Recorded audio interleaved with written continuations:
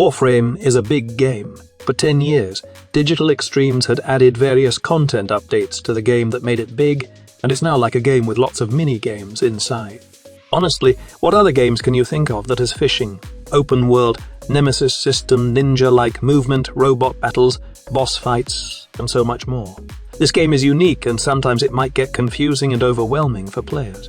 This is why I decided to make a series of helpful tips that can make your Warframe progression easy. This will be the first of many on this new series, so I hope you enjoy it and find it informative.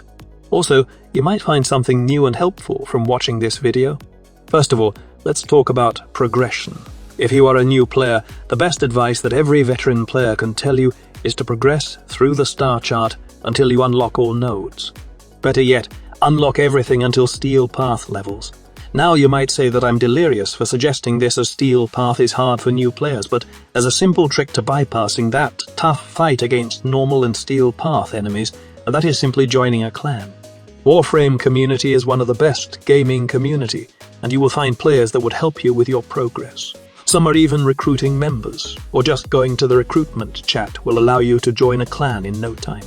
There are high-rank clans out there with all the research that are willing to help new players in the game. Will they help you in unlocking all nodes in the star chart?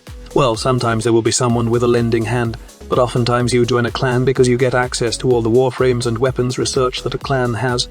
If you are with a high-rank clan, then you gain access to arsenals that will aid you in your early to mid progression.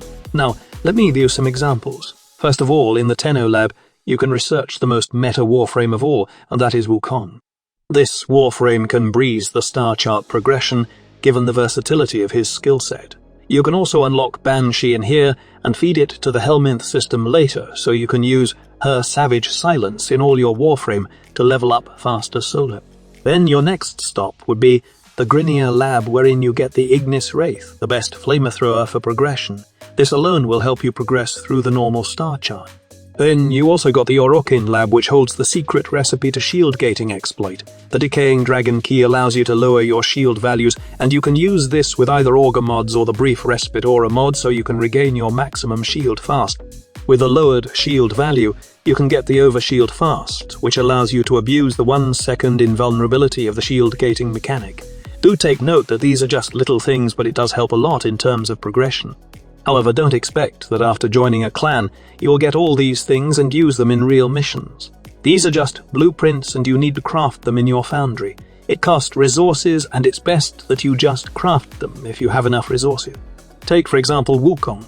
Although you have lots of polymer bundles, it would take some time to craft, since it requires Nitan extract, which is only acquirable in missions that have low drop rates, or by purchasing it in the Nightwave credit shop. In addition to this, it would require decent modding to make the weapons and Warframe usable for you to breeze every content in the game. If you're rushing stuff, then you might grab that credit card and swipe it like a maniac to buy platinum, or you can check out tip number 2. Now, we all know that prime parts farming is the best and most reliable method of platinum farming in the game. It's also the most universal, since it can be accessed even if you are just early in the game. This is the fastest way to earn platinum, and if you are trading every day, then you will have enough platinum to buy out the necessary items you need for progression. The usual way of getting platinum is to get relics from missions, then crack it open in the Void Fisher missions.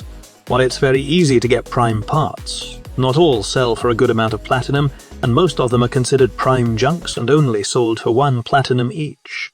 Also, it is sometimes tedious to farm relics and then crack them open in the Void Fisher missions, so instead of going for prime parts, you can sell the relics to other players. I advise that you go to warframe.market, a website used by Warframe players for trading stuff, and see players buying relics. This way, you don't have to farm prime parts anymore but sell the relics once you acquire them. If you keep trading for relics or prime parts, then you might have enough platinum to even get prime Warframes by buying it from other players and skip the grind of getting their vanilla versions. The only downside of selling relics straight to other players, though, is that you don't get a chance to get one of the most important upgrade tools in Warframe, and that is Forma. This is essential for upgrading your Warframe and weapons, as it will help you put all the necessary mods to make your equipment stronger. But then again, you always have the option to sell either prime parts or relics for platinum, or go farm prime parts to also get Forma Blueprint. Another thing before we move to the next part is that always use the swap polarity feature in modding. In my noob days, I wasted a lot of former because I did not even try to see what the feature was worth, only to regret that it's useful in swapping polarities so you can get the right elemental damage for your weapons. Moving on, let's talk about the Helminth system. This feature is quite frightening sometimes, as this system will drain your resources faster than you can farm it. As always, Kura and Necros are your best farming Warframes to farm the resources needed to subsume one ability to your favorite Warframe. But it doesn't have to be tedious and farm all the resources you see on the screen. For Oxides, I usually just farm either with Necros or Kura in survival missions, preferably the dark sectors that drops these resources. Most of the resources here are abundant in the star chart, so you won't have any problems. For Calcs, I usually farm Iridite in Plains of Eidolon during night time, or go with Lucent Better Globe in Demos. Sometimes I prefer this resource since I can also farm Pustulates for Biotics. For Synthetics, most of these resources can be found in star chart missions, and the same goes for Pheromones, but in this case I farm a lot of Thrax Plasm since most of my subsume combos uses Pheromones. And lastly, for Bile, it's always the Thermal Sludge, as they are very abundant in the Cambion Drift. Just use a Limo or Exaku to break crates and get Thermal Sludge as quickly as possible. If you like diving in Duviri Undercroft, then you will most likely have lots of Cryotics to spare for the Helminth system. Lastly, never feed a Helminth if it's sated from that resources. Always make sure that you will spend less resources on this system. Another thing that you should know is you can gain resources without farming it by simply using an extractor. If you've got the prime variant of this, then you can get more out of these items, but the normal extractor would suffice. Just buy the blueprint on the market and craft it in your foundry. Titan extractor are the most basic, while distilling extractor can let you get rare and uncommon resources. Simply click on a planet and see what type of resources they hold, then select deploy extractor and wait for a couple of hours until the resources are ready to claim. Just remember that they do take up resources to build, and chances of getting rare and common resources are slim. The good thing though is that you only need to farm specific resources to farm other resources. You need to get polymer bundles and ferrity, which are quite easy to build these basic extractors. If you have lots of them, then use the extractors, but if you don't have them, then better off doing the normal farming. And lastly, let's talk about how you spend your platinum wisely. In the early stages, what I did was just farm prime parts and sell them to other players. Once I collected enough platinum, I then buy a resource booster to farm resources for a week.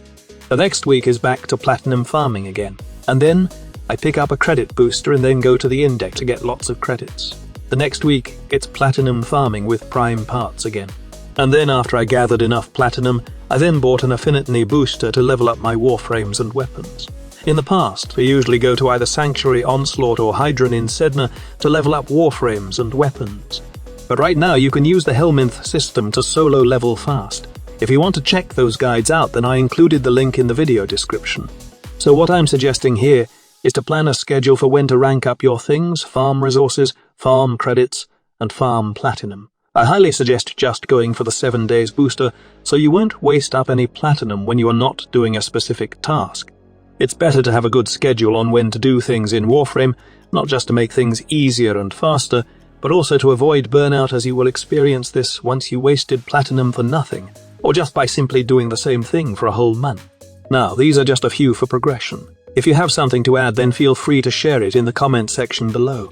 Also, I will be giving more advanced tips next, so watch out for that video.